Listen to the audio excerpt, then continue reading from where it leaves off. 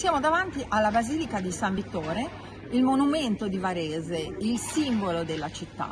Qui, dopo le operazioni e i lavori di restauro al campanile del Bernascone, sono in corso i lavori al tetto e al campaniletto, due delle parti di cui si compone la basilica stessa.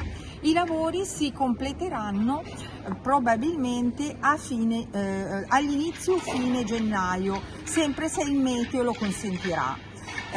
Perché le due imprese che operano, si ricorda la Gasparoli e la Melca di Livorno Ferraris, le stesse che hanno operato sul campanile, assicurano l'operazione secondo i tempi, ma ovviamente sul meteo non possiamo avere nessuna possibilità di scelta o speranza che possa non piovere o peggio ancora gelare, visto il periodo invernale. Una volta completati il campaniletto e il tetto, si opererà sulle facciate. Direttore dei lavori, l'architetto Vassalli, lo stesso che con i suoi collaboratori ha operato per i lavori di restauro al campanile del Bernascone.